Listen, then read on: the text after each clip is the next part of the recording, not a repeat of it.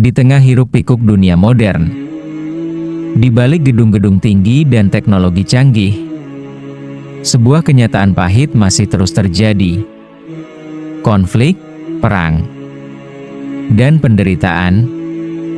Dan di banyak titik konflik itu, umat Islam sering berada di garis depan ujian, dari Timur Tengah hingga wilayah lain yang jarang disorot media. Dunia seakan kembali pada satu pertanyaan besar, apakah ini sekadar konflik politik? Atau bagian dari ujian besar umat? Konflik di dunia Islam bukanlah cerita baru. Sejak runtuhnya kekhalifahan hingga era modern, banyak wilayah Muslim mengalami tekanan, penjajahan, hingga perang berkepanjangan. Hari ini, kita melihat kembali pola yang sama di beberapa negara. Kekuatan besar dunia saling berebut pengaruh, dan tanah kaum muslimin sering menjadi medan tempur mereka yang menjadi korban. Bukan hanya tentara, tapi juga anak-anak, wanita, dan orang-orang tak bersalah. Tangisan mereka jarang terdengar, namun luka mereka nyata. Di balik konflik yang terlihat, ada kepentingan besar yang tersembunyi: minyak, kekuasaan, strategi geopolitik.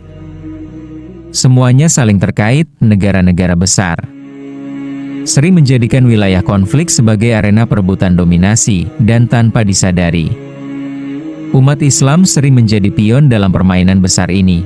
Namun, apakah semua ini hanya soal dunia? Ataukah ada sesuatu yang lebih dalam, yang telah diperingatkan sejak zaman Rasulullah?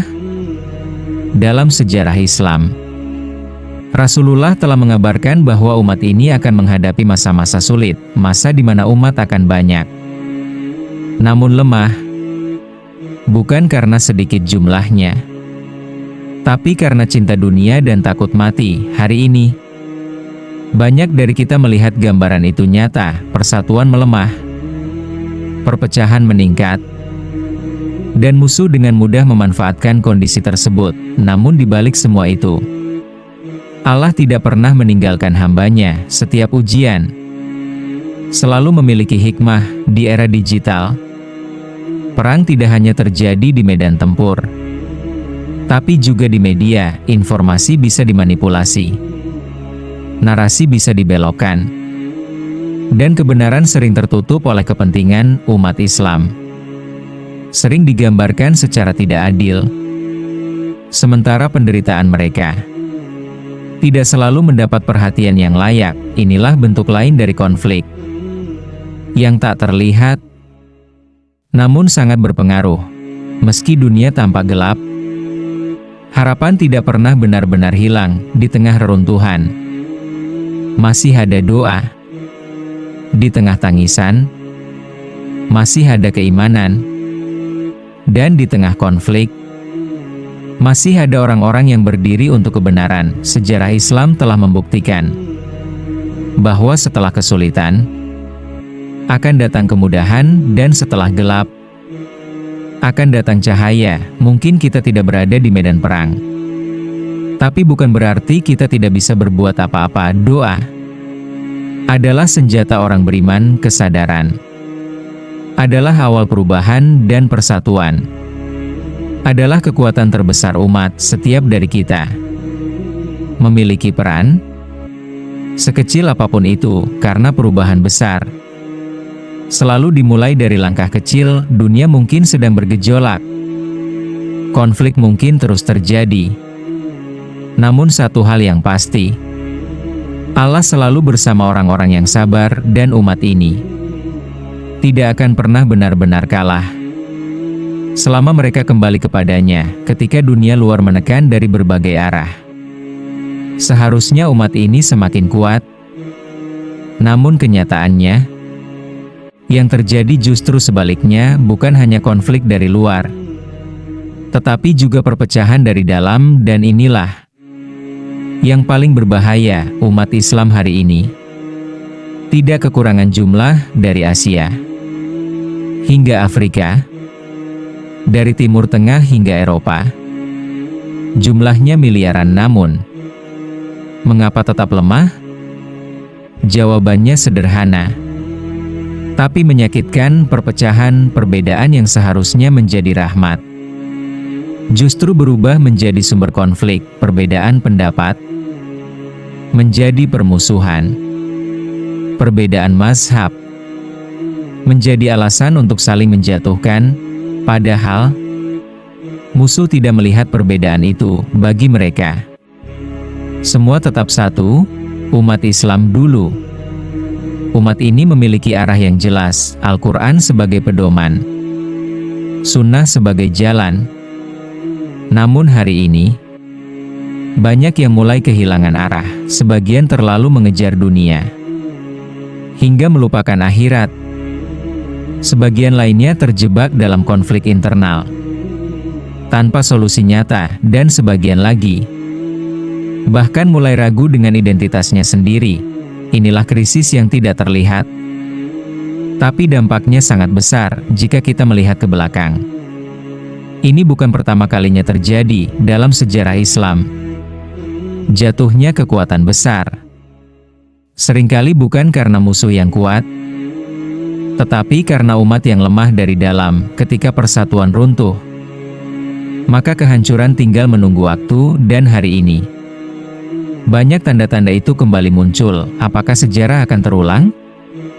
Atau kita akan belajar darinya? Setiap zaman memiliki ujiannya sendiri, dan generasi hari ini menghadapi ujian yang berbeda. Bukan hanya perang fisik, tetapi juga perang pemikiran, ideologi, budaya, dan gaya hidup. Semuanya mempengaruhi cara berpikir umat tanpa disadari. Perlahan, nilai-nilai Islam mulai terkikis, dan ini lebih berbahaya dari perang apapun. Tidak semua luka terlihat oleh mata, ada luka yang lebih dalam.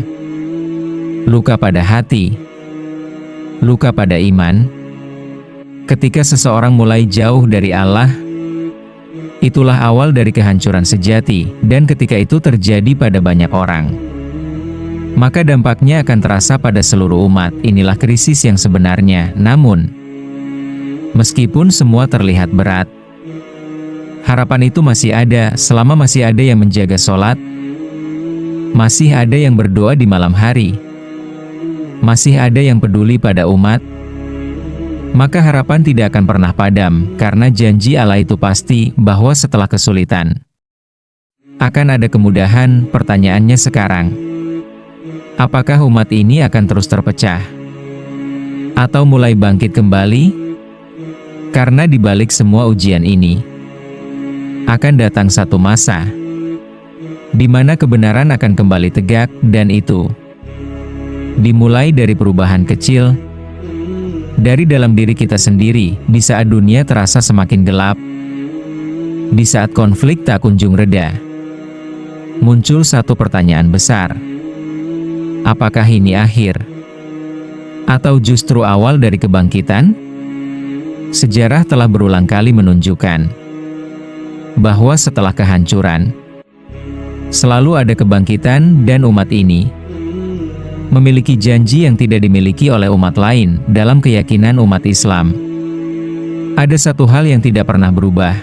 Janji Allah adalah pasti, seberat apapun ujian, selama umat ini kembali kepadanya, pertolongan itu akan datang. Bukan dengan cara yang selalu kita duga, bukan dengan jalan yang selalu mudah, tetapi pasti dan tepat waktu. Sejarah membuktikan, dari kondisi lemah, umat ini pernah bangkit dan memimpin dunia dengan keadilan, dan itu bukan mustahil untuk terulang. Banyak yang berpikir kebangkitan berarti kekuatan militer atau kekuasaan politik, namun kebangkitan sejati dimulai dari hal yang lebih dalam, iman. Ketika hati kembali kepada Allah, ketika kejujuran kembali dijunjung, ketika keadilan kembali ditegakkan, itulah awal dari perubahan besar. Karena kemenangan tidak hanya ditentukan oleh kekuatan, tetapi oleh keberkahan. Hari ini, Banyak hal yang dulu dianggap jauh, kini terasa semakin dekat, fitnah tersebar luas, kebenaran menjadi samar, dan dunia terasa semakin cepat berubah. Sebagian orang mulai bertanya, apakah ini bagian dari tanda-tanda akhir zaman? Tidak ada yang tahu pasti kapan itu terjadi. Namun satu hal yang jelas, kita hidup di masa yang penuh ujian, dan di masa seperti ini, iman menjadi sesuatu yang sangat berharga. Seringkali kita berpikir, apa yang bisa aku lakukan? Jawabannya sederhana, namun sangat penting. Perubahan besar selalu dimulai dari diri sendiri. Menjadi lebih baik, menjaga sholat, berbuat jujur, menebar kebaikan.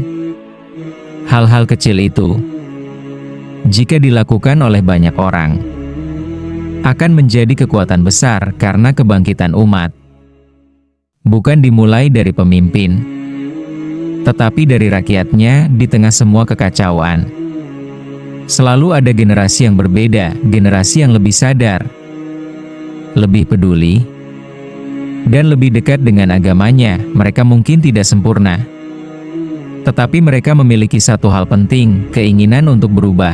Dan dari generasi inilah, masa depan umat akan dibentuk. Meski dunia terlihat gelap, cahaya itu tidak pernah benar-benar hilang. Ia ada di setiap doa yang dipanjatkan, di setiap kebaikan yang dilakukan, di setiap hati yang tetap beriman. Dan selama cahaya itu masih ada, maka harapan itu tetap hidup. Mungkin kita hidup di masa yang sulit, mungkin kita menyaksikan banyak ketidakadilan, namun ini bukan akhir dari segalanya. Ini adalah ujian dan juga kesempatan untuk kembali, kesempatan untuk berubah, dan kesempatan untuk menjadi bagian dari kebangkitan itu sendiri. Karena pada akhirnya, sejarah tidak hanya ditulis oleh mereka yang kuat, tetapi oleh mereka yang tetap bertahan dan tidak kehilangan iman.